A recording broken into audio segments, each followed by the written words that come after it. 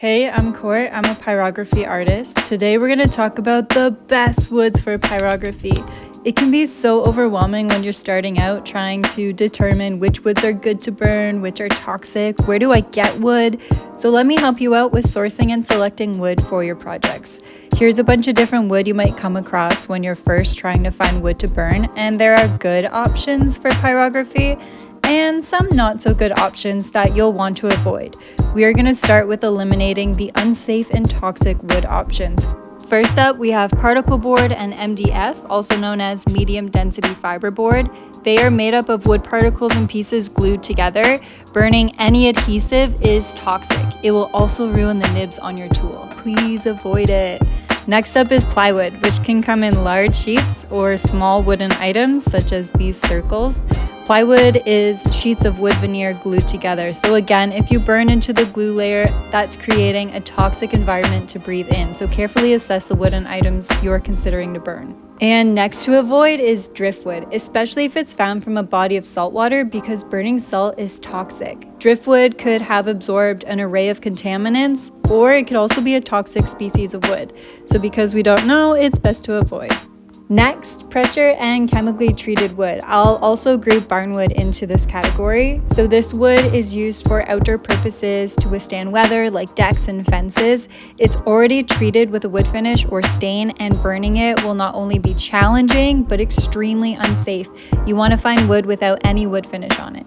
And greenwood, which is wood from a freshly cut tree like this pine. Not only is it almost impossible to burn something wet, but trying to burn it can be harmful to your health.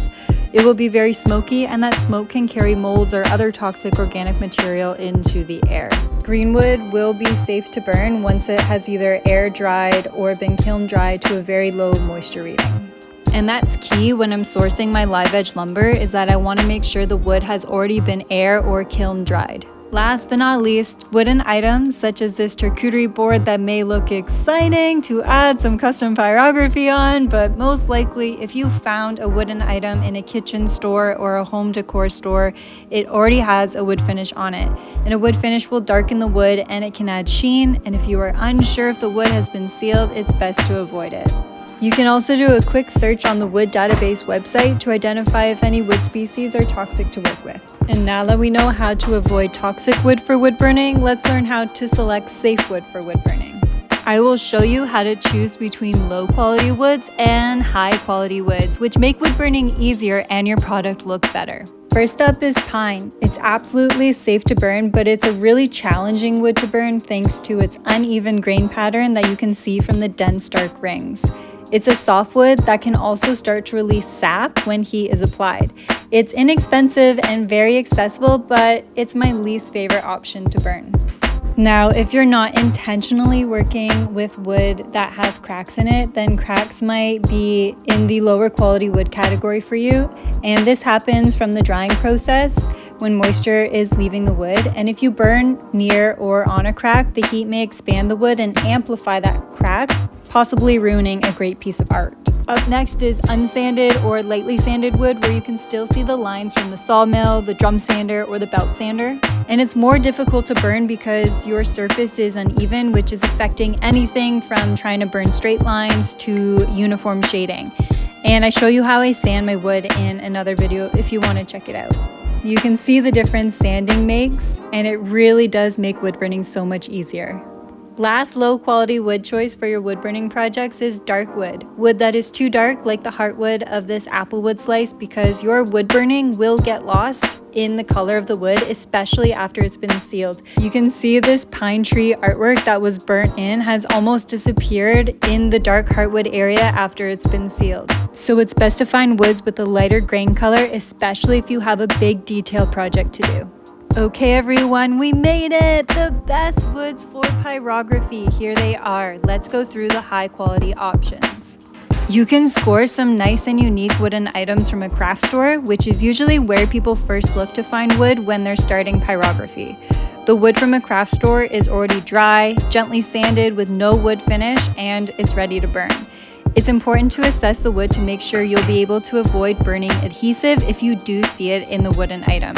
I found this box at my craft store and I'm eager to burn the entire outside and inside.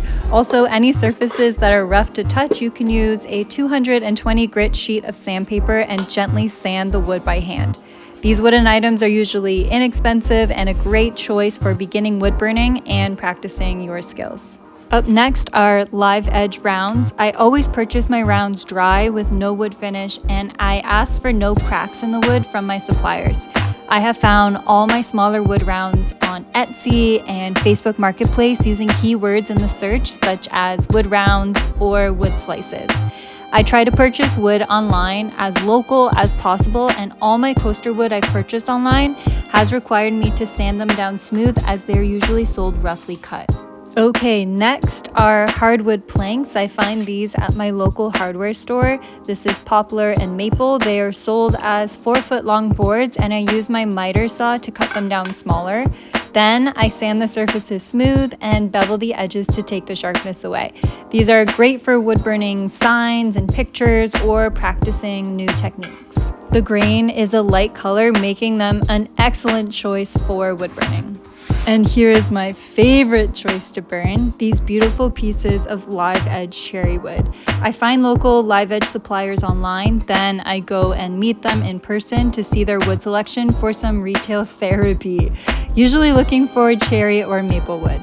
I purchase my slabs in person because it allows me to choose the best quality pieces that have already been air or kiln dried. The live edge slabs do require additional tools and equipment to get them pyrography ready. And because I don't have an important tool, the wood planer, I have made some amazing connections in my community to help me out. My friends or my wood supplier will plane the slabs flat, then I cut the slabs to size at home with my miter saw and then sand the wood to an ultrafine grit. One of the best things about pyrography is you can add some custom art to functional items such as wooden kitchen utensils. Shout out to IKEA for these extremely sanded beechwood spoons. They burn amazing and they look amazing once burned. Remember to seal these with food grade wood finish, which I show you how to make in another video. And drum roll please, we are revealing the best wood to choose when you are starting pyrography. It's basswood. It's inexpensive, it's a hardwood, but it's very soft so it burns like butter. The grain is a light uniform color so your art is always poppin'. You can find rounds like these or rectangular planks all with the bark still intact, and you can easily find these online or sometimes at a craft store. And my last two examples are wooden items that are custom made. That means I am encouraging you as someone who is just beginning pyrography, or maybe you've been burning a while, to go out into the wood burning and woodworking community and make connections. If there is a wooden item you want to burn but can't find online or in a shop, like a unique charcuterie board or this bookmark, then you will need to ask someone with the skills and tools to make it. I have learned a great deal from my woodworking friends. I'm always asking questions about wood and how to use the equipment, because the better I understand wood, the better I am able to burn it. So when you are selecting and purchasing wood, make sure it checks all these boxes to ensure it's high quality and safe to burn. Make sure that the wood is dry, it has a lighter grain color, it's a non-toxic species of wood, it has no wood finish, it's smooth to touch, or make sure you're able to sand the wood yourself at home. Checking these boxes will set you up for an easy and successful experience burning that wood. All wood in this video is linked below, and that concludes how to choose and source high quality wood that is safe for pyrography. Thank you for watching.